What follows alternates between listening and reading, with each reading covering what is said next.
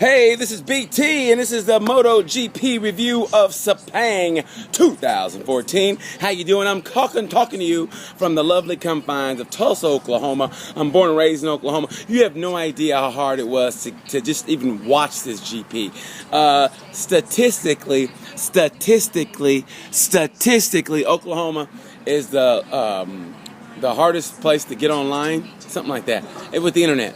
Something with the internet in Oklahoma, something with technology in Oklahoma, we're like the lowest in all 50 states, which is really hard to believe that we're lower than Wyoming and Alaska, because there's only like 5 people in Alaska, and 4 of them are white, and the rest of them are either half Inuit and half black. Well, not even black. Black people just pass through. Anyway, Alaska, Oklahoma, it's hard to watch this race. How about that? It was really hard to watch this race. I mean, I just finished watching the entire GP Sunday morning, because everybody knows I watch it live because I have no life and I watch GP and that's my life. So anyway, let's get to it. We got to talk about Moto 3. Moto 3 was a classic. Let me tell you something. I don't talk shit about Jack Miller. I just talk about Jack Miller in terms of he shouldn't be in GP next year. He should go through Moto 2 and yada yada yada. Jack Miller, the last 2 weeks, man, somebody lit a fire underneath his ass. He wants that championship, and he's bringing it to Marquez. What a great race. They banged handlebars maybe 7 times the whole race, and Marquez all the time was like, hey, man, what's going on? What's going on? I don't know if you watched the race. I think it was with 5 laps to go. I'm not gonna lie. Look like Marquez kind of edged him off like to the side of the raceway. Like he was edging him off the racetrack. And then he got kind of close to Miller, and Miller came back and bumped him back and looked at him like, yeah, is that what you want? Because we can do this. Is that what you want? Because we can do this. And after that, it was banging handlebars the whole way. And let me tell you something. At the end of the race, Marquez was pissed. Miller got second. You got to give it to Efrain Vasquez. Efrain Vasquez, God bless his heart. He's a grown-ass man. Everybody else is like 19, maybe 20, 21. Efrain Vasquez has to be about as old as me. He's about 30, right? He's a 30-year-old man who's about 4'2" and about 87 pounds. But he's racing. He's won 2 races. God bless the guy. And to be honest with you, he may have made a little stake in the championship. Not to win the championship, but he can alter the championship. Marquez was mad at Brad Binder. Well, here's what Marquez needs to understand. Binder, McPhee, and Danny Kent, they're all good friends of Jack Miller. And personally, I think it's kind of a English/Australian thing versus the Spanish riders. This is what I personally think. I think they're jealous of Marquez, or maybe they just don't like Spanish riders, but that's what I think. So those 3 guys, man, together, Marquez has to watch this because they're all buddies, and they're going to do what they can to help their friend win the championship. You wait till Valencia. Valencia is going to be great. I think it was awesome. Like I said, Marquez was pissy after the race. See him lift his visor up and look at Danny Kent like, hey, man, what's going on here? I mean, what? And remember, and Bender was like, what are you talking about? I'm just racing. What are you talking about? I'm just racing. So you wait till Valencia comes. It was a great race. Miller is a beast. Miller has no problems. Like you want to have an alley fight, Miller have an alley fight with you. You want to have a street fight, Miller have a street fight with you. The guy has no front teeth. He doesn't care. What I always say, never fight a man with no teeth, because he ain't got nothing to lose. And let me tell you something. I love what Miller's doing. You see the wheelie he did at the end of the race? I mean, it sounds like nothing, but a wheelie. And it showed, and to the crowd, the way he did it, awesome, man. I'll tell you, Moto 3 is orgasmic. They're kind of like 70s orgasmic. You go,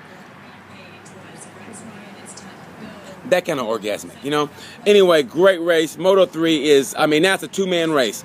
It's either between Miller, Marquez, 11-point lead going into the last race. You got to wonder if the nerves are going to get to him. And his brother is going to talk to him. You know, Marquez is going to be like, hey, look, man, do what I do. Worst comes to worst. Why use the brakes when you can run into somebody? It's Moto 3. We're going to see what happens. Remember Louis Salam last year? Louis Salam, 3-man race. Last race of the year, Louis Salam choked, crashed twice. Alex Rins choked. Who won the championship? Maverick Vinales, which brings us to Moto 2. Moto 2, Maverick Vinales has been on a tear lately. He's won the last 2 races, and the last 3 or 4 he's finished on the podium. Maverick Vinales is one of the greatest up-and-coming stars, and he's only 19. He can't even drink legally in the United States, and he's winning Grand Prix races. This kid is it, and I consider him a good friend. I hope he watches this. Anyway, love Maverick Vinales, and congratulates to Tito Rabat everybody gives me crap on this. It's Tito Rabat. Rabat. You say tomato. I say Rabat. It's Tito Rabat. Tito Rabat. He won the championship. Congratulations to Tito. Really, honestly, I don't know why they didn't mention him to go to MotoGP next year. This guy is a beast. He does race simulations during like the free practice 1s and 2s. He's running 25 straight laps. I mean, he's got to be tired come race day. Maybe that's why he's not winning races, because he's tired. Maverick Vinales is a beast. Milka Kallio, Milka Kallio. I love the guy. I like the guy. He's had he had more than enough chances to win this championship, more than enough chances to reel him in, but he just couldn't do it. Give it up to Tito. Tito did what he took to win. I'm not gonna lie. I think the best racer in the last half of the season was Maverick Vinales. Man, I don't know where Maverick went wrong. I think he didn't finish 1 or 2 races, which actually was the difference. Because, man, his guy's on a tear. He's a great... And Suzuki, I can't wait for him to get on Suzuki. He and Alicia Spargo on Suzuki, beasting. They're going to be beasting. Granted, that bike might not be MotoGP ready like it should, but those guys will do all they can with that bike to see what they can get out of it. Hopefully, I'd love to see Maverick finish in the top 5 next year. That'd be great. But anyway, congratulations to Tito Rabat. The race was good. Finally, a good Moto2 race. Congratulations to Maverick. Move on to MotoGP. GP was good. It was good to see Rossi, man. Rossi and Marquez. Do you not love that bromance they have? Isn't it great? I mean, it's like the student and the teacher, and they get along great. Anybody watch the post-race interview when Marquez was like, the biggest enemy was the weather, and Rossi was like, the weather? How about me, motherfucker? And Marquez was like, oh yeah, maybe Valentino. How great was that? I mean, those guys are awesome together. They photobombed each other. Man, you can't help but like that. Lorenzo had to be like, how come you guys don't like me? I mean, I want to be part of the reindeer games. What about me, guys? That's because, well, I don't know. I kind of don't blame Lorenzo. You get T-boned by Marquez in a corner, and then you don't get any points taken away. Well, it's kind of hard to be buddy-buddy after that. I don't think they're Facebook friends. Either way, it was a great GP. Great to see Rossi still back on it. Actually, Rossi would be the racer of the year, man, if it wasn't for Marquez having this incredible year. But congratulations to Bradley Smith again. I think he got a 5th place. He screwed up in that final corner against Brado. Congratulations to him. So I thought it was a great race. So congratulations to those guys. So I think it's going to be, I'm going to have an end of the year GP review. Now, here's what I want you guys to do. After Valencia, I'm gonna have an end of the year GP review, and let's say I'm gonna do it big time. I might even wear a tuxedo, but I might wear a tuxedo. And again, I gotta talk like this with the pen in my hand, because anytime you have a pen in your hand, people go, "Oh, this guy knows what he's talking about." If you go like this with a pen, they go, "Okay, this guy's." If I just go, "Well, I think," you go, "He don't know what he's talking about." But I get a pen, BT knows what he's talking about. So BT knows what he's talking about. The racer of the day, I gotta give it to. I think I got to give it to, just because he won the championship, I got to give it to Tito, man. Tito Rabat.